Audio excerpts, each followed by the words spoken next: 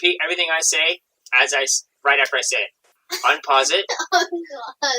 Is on Google. Millennium Falcon? Is not on the Millennium Falcon.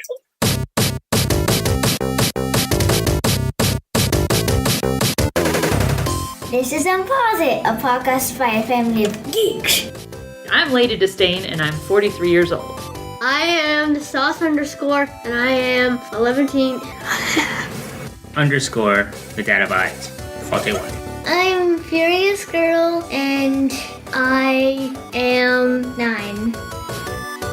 So, welcome to the basement. How y'all doing? Hi. This is the cave. I'm a fish. It is the cave. Willis is the sauce is persisting to say that he's a fish. Why I is am that? a fish. Why? Is this the UnpauseIt cave? I'm not worried about him being a fish. They just won an Oscar for being a fish, so he can actually do well for things like that. Okay. So is this the UnpauseIt basement or the UnpauseIt cave? Cave. It's a cave. As you can see, there's only pictures. So Here, that means you know it's a what? Let me cave. do a Snapchat really quick about this. Hold on. Oh, come on. So right now we're debating if this is a basement or a cave. It's a cave. It's a total cave. Why It's is it a cave? Because Dad just said it's dirty. I think since none of you pay the mortgage, we're going to call it the UnpauseIt basement. I want to know who's driving this thing. Me and my father, mostly because my father likes this movie. I do like this movie. My father. So, You're both fun. My father. My father. So is this a co-driven? So you guys are going to drive kind of together? Co-driving. That's right. We both have opinions and things about this movie. But George is going to take all the credit. Okay, that's fine. Wow, that's just how kids deal with So parents. welcome to the UnpauseIt podcast for the movie. first thing we do is Stanley cameo. We are talking about Ant-Man, released July 17th, 2015. So you are correct. Hey! Oh, I thought for a second you said June 17th, which would have been, July a nice 17th, date for you. 2015, directed by Peyton Reed. Not Joss Whedon. Peyton Reed does a lot of comedy. Obviously, with this movie, it's hilarious. It is. It's not Thor Ragnarok funny, and it's not Guardians of the Galaxy funny. It's a heist film, but it's a comedy heist film. It's a lot of lines of, say, Ocean's 11 was, where it was kind of trying to be serious, but just funny, tongue-in-cheek kind of stuff. That's kind of how this... It's very much plays like out. Ocean's 11. Writers, Edgar Wright. One of the better pop culture nerd writers that we have around here. Screenplay and Joe Cornish. Several good writers. So this was well written. You could tell by the lines that everyone was doing. It stars Paul Rudd. Paul Rudd plays Ant-Man. China. He plays Scott Lang. Who is Michael Douglas? Dr. China. Hank Pym. And then Evangeline Lilly is Hope Van Dyne. Huh? Now, why is Hope Van Dyne's last name Van Dyne and not Hope Pym? Was that her mom's name? Or was she married and divorced? Okay, I have an idea. Huh. She just thought the name was interesting and changed it because she hates her dad. That could be a possibility. Any of the above could have happened. Oh yes. my God. I'm pissed. We've got Anthony Mackie as Falcon. We've got T.I. as Dave. Yeah! We've got Haley Atwell and Yeah. John Slattery returning. Yeah, as Howard Stark and Peggy Carter Trevor in Slattery. the Triskelion that was being developed. And we see, this is spoilers, we see that Mitchell Carson, the guy who Michael Douglas broke his nose first thing in the movie, which was amazing, How's your face? was Hydra. Yeah, that's right. And it's like Peggy and, Stark were like oblivious to it. It's like, what? Yep. So, but those are the movie specs. We have Ant-Man, Peyton Reed, director. He's also directing Ant-Man and the Wasp. Who you mentioned one of the kind of three sidekick people. Who are the other two? We have David Are you trying? Spanish You can Mexican spell guy. it. Dast Malshian. Wow, that's a mouthful. Yeah, he's the one that is, he's from America and he plays a Russian, so... Oh yeah, He didn't like he's the the one thing. that he's the one that we know is from The Dark Knight. He's the guy who's the schizophrenic that Two-Face. That Two-Face kidnaps that the Joker turns Yeah, into his... but I remember him from that. But yeah, he's in this. Yeah, so he was in The Dark Knight. He's in The Dark Knight. And we will talk about this, I think, in our post-Infinity War wrap-up of Season 1 on UnpauseIt. This is all owes its success to the success of The Dark Knight and that trilogy. Because the well-received critical acclaim of that allowed this to become mainstream. Yeah. But Michael Pena, who steals the movie, He's really good. they changed some of the movie, and he has all these flashbacks. Oh, too many details. So yeah, those are the three sidekicks on there. The imbeciles or whatever he calls them. Hank Pym does. Kind of like the Warriors 3. Oh, yeah, and remember, Hank Pym actually just tried to explain the science of the suit, and they fell asleep instantly. That was Hope. That was Hope. That's what Hope said, but Yeah, Hope said it. that Hank Pym. Okay, Stanley cameo. All right. Stan Lee cameo. Because now, let's preface this. The Stan Lee cameo is at the end. It is. No! It's right at the end. Okay, so we're starting with the end of the movie, which is fine. In a movie like this, we start at the end. He's a guy that's the size of an ant that can punch and... Not Stan Lee. You're talking about Ant-Man. Right. We're talking So, about Stanley. we're talking about the Stan Lee cameo in a movie about a guy that can shrink down to the size of an ant. And one I go punch first. could be a bullet to the nose. Okay. So, I go first. It's 18 out of 27. can you describe the Stan Lee cameo? No. It's out of 10. Come on. What's the Stan? No, wait. Back up. What is the Stanley cameo? What is he The saying? Stan Lee cameo is... What does he say? Crazy, stupid fine. Crazy stupid. Crazy, stupid, fine. Yeah. Crazy. He's a bartender. So that's one of the things we were talking about with Michael Pena is the flashback scenes where he's recounting what was Lip syncs. happening, and they had the actors then do his version of it, which wasn't originally the plan, but he was doing so well. They put that in there during the production. You know what it was like? And this, all the adults hopefully will get this. It's like drunk history. It's like someone is doing a voiceover, and the actors in it who are acting out what they're describing are basically just lip syncing to that voiceover, and it's hilarious. For you kids, all you listening at home, sit down by the fire, listen to your uncle or dad advice. Drunk History is a really funny comedy show taking some historical facts, getting a celebrity inebriated on the libation of their choice, and then reading a script about the historical facts. Yes. It's hilarious. And it's actors, for some of them very well known, who are basically lip syncing what they're saying, and it's very funny. But that's what that made me think of. Cool. Stan Lee was saying in that voiceover, it's the second one we've seen in the movie, and it's within the last 5 minutes, and it's like he's playing this bartender, and he's like, this other guy says, "Hey, see that? Isn't that girl I'm with? Is she crazy, stupid, fine?" And Stan Lee goes, "Yeah, crazy, stupid, fine." No, And it's all Luis's voice doing it. okay. You have to say it like Stan Lee said it. Crazy. But that's how Luis says it. Okay, so now after the Stan Lee cameo, the Can Lee Stameo, we will go on to what? But what is your thoughts? She's rated 18 out of 27. So what is it out of 10 then? Give us an out of 10. I don't know. Well, do the math. Let's go. 7.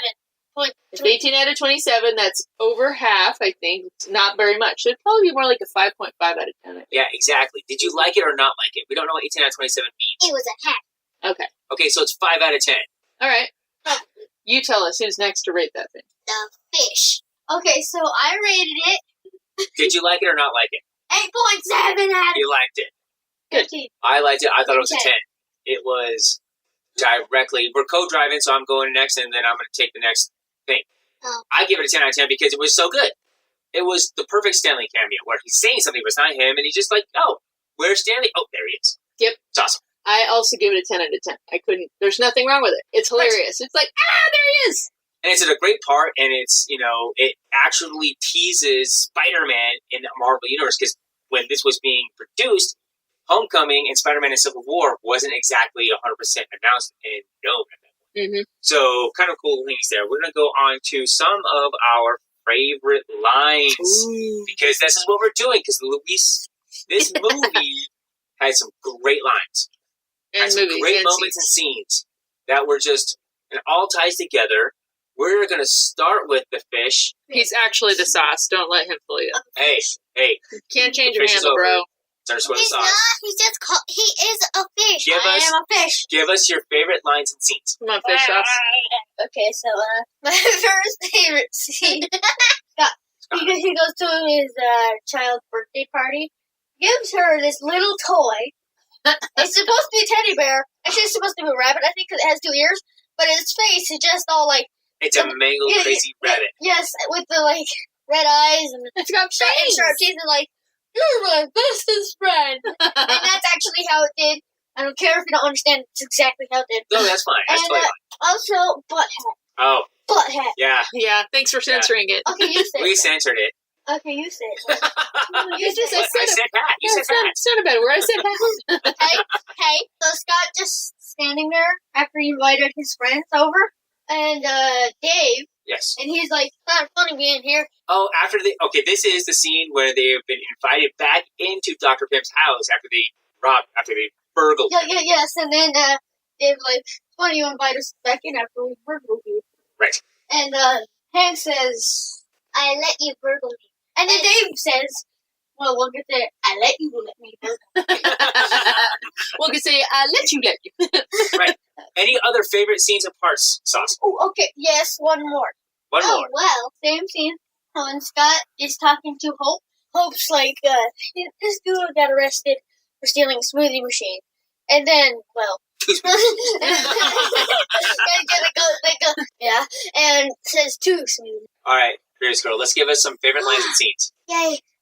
So it's the same as Willis's first one, with the rabbit bunny thing, and, I'm going to be the voice of the girl. He's so ugly! I love him! It's true.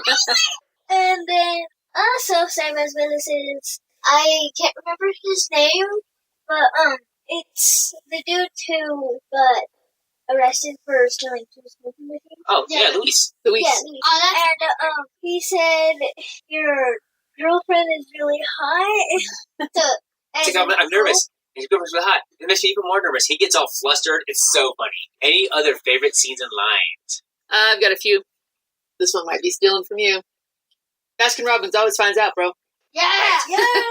Well, We I'm actually, surprised the kids didn't even throw that Okay. because, and then the manager is like, Baskin Baskin Robbins Robbins always. always finds out. And then Luis is like, Baskin Robbins always finds out. I thought about trying to get in touch with the Baskin Robbins, going to record this there, but that would have been like the worst sound ever because it would have been ricocheting off all the walls and tile floor. And Yeah. so maybe we'll go get some Baskin Robbins in homage. Love the lip sync edits. Love the there's both series of that one at the beginning, kind of toward the first act, and then one at the very end. I really love the whole first time Scott tries on the suit. Just his intro to it, and he's like, "Oh my gosh, what is happening?" And he's like trying to just stomach the fact that he's tiny, and he's going through all this, exploration of that. And then I want to make a point here too. We were talking with someone today who was saying that like another Avengers movie, Guardians of the Galaxy, well, the language in there, and I'm like, you know what? The language is pretty much the same in this movie, different feel. Yeah. I think there's a little bit more dirty sexual jokes. In Guardians, yes, Lowbrow sexual jokes in Guardians. Yeah. We let our kids watch it because they hate that right now. Oh my gosh, you're so mean.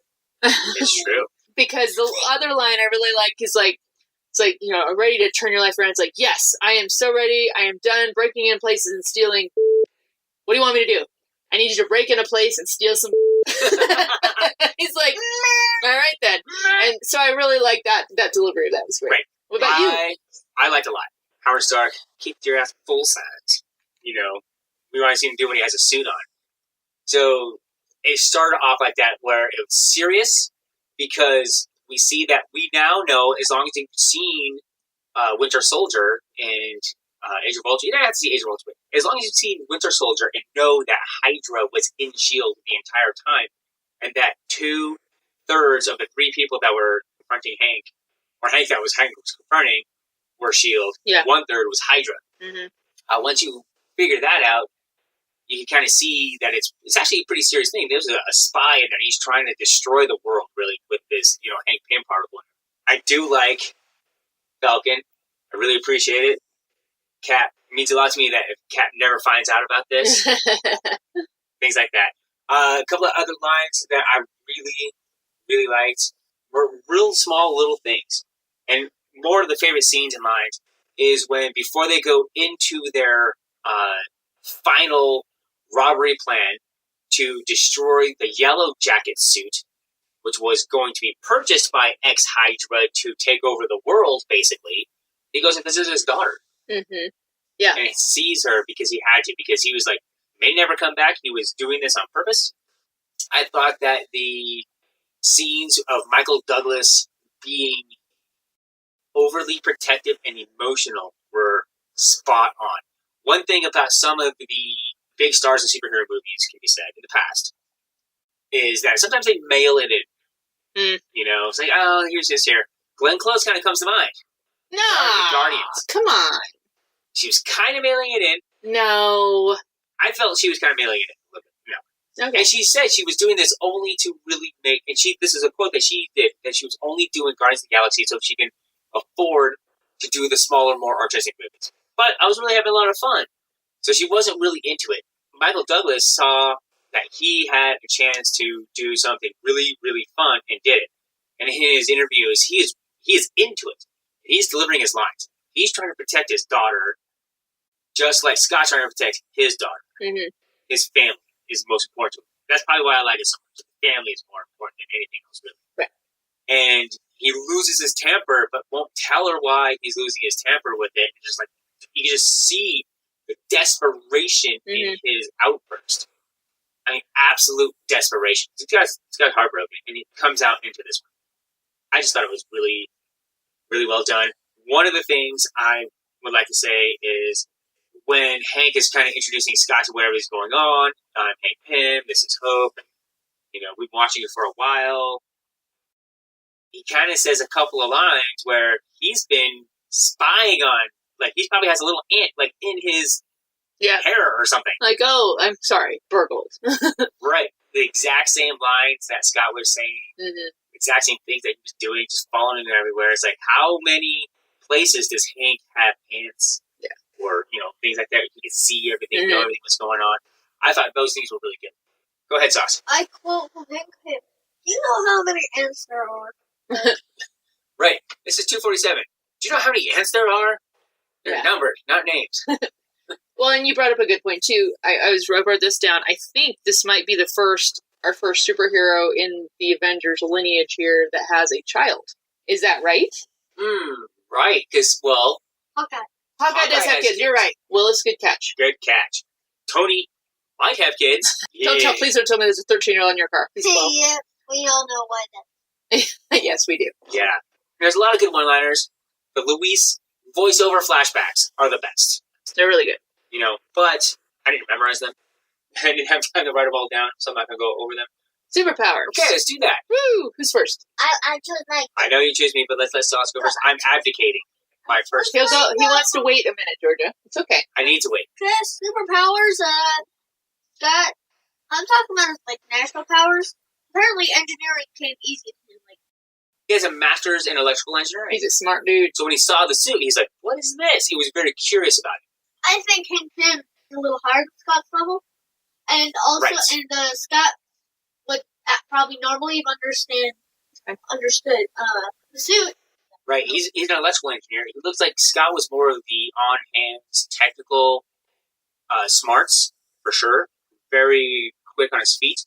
And Hank was the theoretical genius. Yeah. So I wrote down, obviously, the Ant-Man suit's a superpower. I think Scott, he has some more strengths than Hank Pym because he personalizes the ants. He calls the flying ant Antony instead of like number 253 or whatever it is. 247. 247. Also, this came up. So, you know, you've got at the very end, you know, you've got Yellow Jacket, a suit, a little more powerful suit actually than Scott's is. You're like, oh no, now they're kind of even. But they're not because Hank has developed the technology to control ants. And that is not something that, what's his face? Darren Cross. It's not something Darren Cross is able to do. So if you ask me, they're always going to have an upper hand in that because he had developed the technology to control ants the way Hank and then Scott are able to do. Right. To springboard off of that, Hank Pym, I was never a big comic book reader of Ant-Man or anything like that. Could control the ants. Super genius. Worked with Stark and the Avengers a lot. In the comics, anyway. But, and in the movie, because, remember? Well, yeah, they were. He was in S.H.I.E.L.D. for sure. And he was on a mission when he lost his wife. And he was being sent to, you know, counter Hydra at that point. Little they didn't know that it was Hydra. But I agree that Scott's superpower in the suit is a lot like Iron Man's, of course, right? Mhm. It's a suit, so you better suit up. Even, Cap says it at one point and everything. But he also has very physically fit parkour abilities. Mm-hmm. Like I said, can think on his feet. He's quick intellectually, I would say. And to differ from Hank was a little bit more methodical in his approach and everything. Yeah. And Scott's a little bit more Daring? daring. I think that daring would be a good word. That's probably what I was looking for. A little bit more. Or you think of like the scene where he goes to the Avengers facility and Hank probably would have aborted the whole thing, and Scott's like, "Nah, I can do this." Right. And he does right. it. Exactly. And he goes up against Falcon and actually, does well with that. And doesn't die. It doesn't die and actually wins. Remember, Magical. it was a good thing that Cap never found out about that. It was really important. But that's what I was thinking. Yeah, abort this. And when he's in the control basement, whatever he has there, he's like, he's going to lose the suit. And Hope's like, he's going to lose his life. He's kind of lost track of what's really important. Yeah. Because he lost something so important to him, he's kind of lost his way. Yeah. And Scott is only doing this because he knows what's important in his life, and that's his daughter and his family. That's right. So they're coming from two opposite ways, and they're going to intersect. I'm looking forward to the next movie a lot. I think it's going to be really good. Yeah. It's the first Marvel movie with a female character in the title. About that time. After this, we will go to villains, but what is Freer's Girl's take on superpowers? I see what you wrote. It can shrunk. Shrink? Yes. You need to state so we can understand it in the microphone, And please. he's smart. Yes. Yes. Okay, let's talk about Cross the Villain, Yellow Jacket. Ugh. So we don't see him as the Yellow Jacket until the end. But he's definitely the villain throughout the whole movie. Oh, yeah. And he's the villain insofar as when he starts off, he's just a Swaggering business Hello. a scientist. business pirate, if you will. Yeah. A very cold, calculating corporatist. And immoral. But then we see him after he introduces the Yellow Jacket at the beginning. Mm-hmm. Murder somebody Yeah. Yeah, with the shrink ray. without the least bit of regret. Yep. Just kind of does it like, nah, I need you out of my way. No Right. hesitation. Like, none. And he planned it. It was planned out. We had it there. And fun fact. So the guy gets put into jelly. That was actually raspberry jelly. It is? Oh, I thought it was like human flesh and blood. It's what it represents, but the special effects couldn't find anything. They just took a bit of Smuckers or whatever it was, or, probably some Trader Joe's organic reserve, Generic. whatever, and then just kind of did a teaspoon down on the ground, and, look at that. He's So you could eat it, and then he's dead. Just like Look, safer. I love eating human body parts that are minimized. When they're minimized, maybe. Only through the miniature degree. But, so we see him, he's a calculating, jilted yeah. apprentice, Uh-huh. smart. So he was Hank Pym's apprentice, so he was definitely up there in intellect, up there in his theory and what he could do as far as taking Pym Tech forward. I think it was very well developed. He had a backstory. He's like, he kind of jerked us both around. He's talking to Hope. He jerked us both around. He was there for you, wasn't there for me. Why wouldn't you give this to me? What's going on? How can I? He's being continually feeling jilted about this, and you see this. Mm-hmm. So you can just see why he's going there. And then we find out that the particle that can make Ant-Man small also affects your neural chemistry. Mm. What does neural chemistry mean, Sauce? His name is Maybe your Dave. nerves Right. and brain. That's right. And his name is Dave, just so you know. And also your nose as well. It can affect your nose because your nose is smaller, And it affects your toes. because everything's smaller. But then it can definitely take a toll. It takes a toll on Hank. So, and we say, and he's not the most stable guy to begin with. Mm-hmm. So then he's around this particle. He's in this particle. And he just loses his mind. It goes completely bonkers. Yep. So well done. I think it was very well done. I think he's an underrated villain for sure. And the fact that they had just purchased Star Wars, Disney did, and they were using Lucasfilm Star Wars They were. sound effects for the lasers. Pew, choo, choo, choo. Yeah, it was actually... It was AT-AT lasers. No, it wasn't. Which one was it? It was TIE Fighter. TIE Fighter lasers? Very good. That's what I thought of. I'm pretty sure they used a couple of different ones from Star Wars. I They think... definitely were Star Warsy. Yes. And I held off on this favorite scene. Favorite scene when they're on the Thomas the Tank Engine train Oh, that is so fighting funny. each other. And they're like, and it's all this special effects and blah, blah, blah. And the ants are coming up, and you're throwing trains at it. And then they pan back, and it's just like, falls over. That was pretty funny. You're like, oh, that's right. They're down on scale. Oh, okay. I think one of the other favorite things, I should have mentioned in my favorite scenes, is when the daughter was like, I hope you don't catch him, to her soon-to-be stepdad. Yeah. Pop, Yeah. who plays it pretty well. Yeah. I think they kind of made him a little too slow on the uptake a little bit. I think they could have made him a little more quippier, like as far as like what's going on, maybe. But they were limited. But they also needed to make him pretty different than Scott, and they did a good job with very that. much different. He's very focused on his job. He's not a bad guy, but he's an adversary because Scott's on the wrong side of the law, a lot like Cap is in Civil War. Yes, the law. So, as far as the villain goes, what do you think, Sauce? I think it's a Jack hat. Okay. So he's a donkey hat. Jack hat. Did you like it as a villain, or did you think it was just like, whatever? He's a beeping piece of beef. Okay. And not a good villain. You didn't think it was, okay. We talked about this while we were watching it. They really tried to make you sure you knew he had no heart. He would do whatever he needed to do, because they bring the little lamb in. Remember the cute little lamb? And they bring him in, and she's like, why aren't we using rats? He's like, what's the difference? You know, and so then, allegedly, destroys this lamb and let's bring in the next one, and Hope is just visibly like, oh my god. Yeah, the guy is cruel. So what do you think about the yellow jacket? What do you think about the suit, kids? First. That was cool. The suit. So nonplussed. The kids were nonplussed. I was not impressed by the suit. I really liked in the briefcase and disintegration comes on. I'm not disintegrate you. That was seriously. really funny.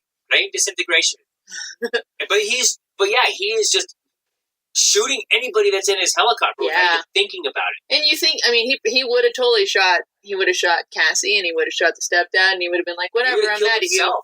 Yep. Just unwittingly, he would have destroyed himself too, I think. Yeah. Just because he was so over the top on that.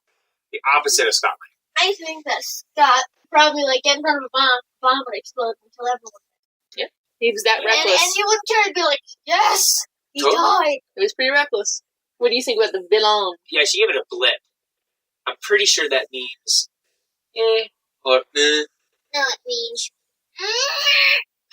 okay. half-hour screen time. Ooh, me. All right. Zelda, Overwatch, or something else. I'm not sure.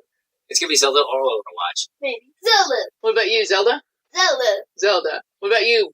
But I don't get a half Dead hour Abides. time. I got maybe 8 minutes a week. I can't. Well, yeah, you I'm and I gonna watch Coco tonight. And you're then gonna go watch to sleep. Coco, and you and I might try to squeeze in like half of one of the Jessica Jones episodes, season 2. Yeah, those are so long. Mid-credit scene.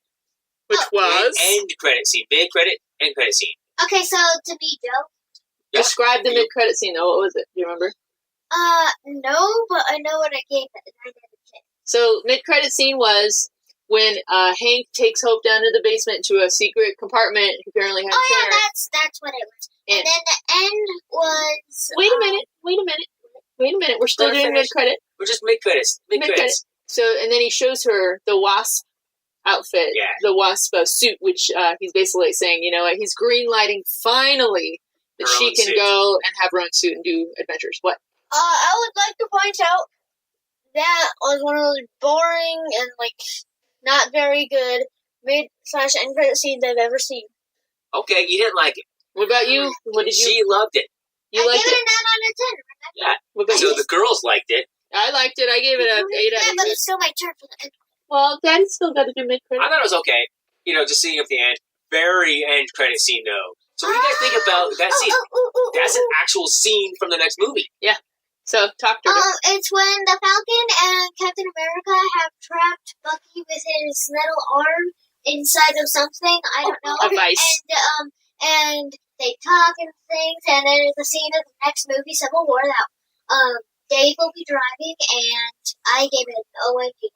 What did you think about the end scene? The very end scene. Not the mid scene, the end scene. Bucky. I think that was pretty cool, since it was an actual scene from the next movie, and I'd like to point out that was the whole few engines on top of Bucky's arm. It was a giant industrial press. You guys haven't seen the original Terminator, but that's kind of what that was. It was something to crush metal into flat. And Yeah. he was just holding his arm there. Yep. Holding him there is basically what it was. And it needed a giant, probably 50-ton press. Yep. Just to hold him down. Yeah, probably. So I really liked it. I really liked both of them. I thought the middle one was just okay. Edwin was amazing. And the fact that it was an actual scene from it, we started seeing that. We see it again in Doctor Strange, where it's just a scene from the next movie. Yep. We have had directors come out, like Joss Whedon did it for Captain America, the first Avenger, and also for the ones right before the Avengers. Joss Whedon came in and directed an end credit scene that went into that movie. Thor. It was Thor. I mean, Thor it was. Dark World. Yeah. Um, It was. That would have been Iron Man 2. I think. Yeah, it's one of those like that, whatever. One of those. He came in for the Avengers ones and filmed a scene that wasn't in the movie. This one, they're able to take a scene that's being filmed and just tag it onto the end without having to add something different to it because they're all just being more linear. Yeah. Same thing happened with Taika Waititi for Thor Ragnarok. So definitely a really good deal. Overall rating, Oh, yay! I have He the has unit to do measure, but you're going to drive. 9 out of 10. Teaspoons of raspberry jam. Oh, That's why I made sure I said the trivia. gotcha. I gave it That's the data bites, by the way. Data bites, 9 out of 10 teaspoons of raspberry jam. Wow. Okay. Jeff, I gave it a 7 out of 10 teaspoons of raspberry jam. and finally Dave. I give it We're going to call that an 8. Zero, We're gonna round that to 8, 1. which is rounded to 8. 3.1. Anyway, Just go. 261. anyway, so he had 8 teaspoons of raspberry jam. So overall, we really liked this movie. And I would like to point out Lady Disdain was like, well, I don't know, whatever. And then she laughs every time. It's fine. It's just not. It's not my tip top. I feel like this is our first superhero in the Avengers lineup that starts out as a criminal. Is it? Because I know I had a couple first observations. I mean, he's obviously not the only one with a kid, but that he seems like he's the first one. I mean, he's coming fresh out of jail. You know what I mean? True, and they got that whole scene in there where he's got the ritual. Oh, my Sally! You know, the underground nature of his life. Yeah.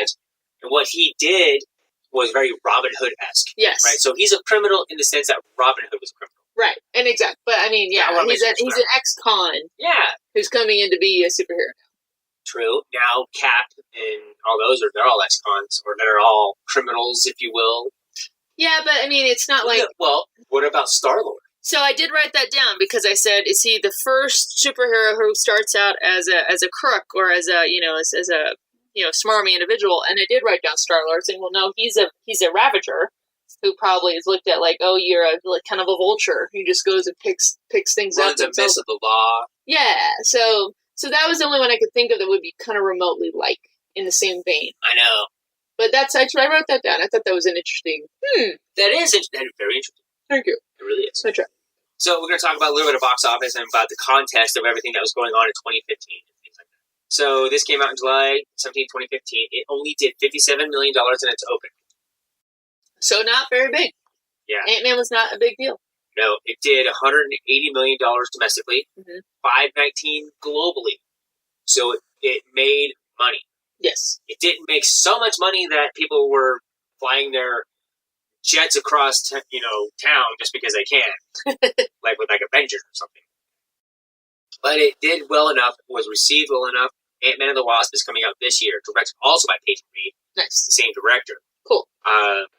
Hopefully the same writing crew. I'm not 100% sure. Hopefully the same sidekicks, because those guys are Oh great. yeah, they're definitely in it for sure. But the director has done a lot of television, a lot of funny, comedies lately.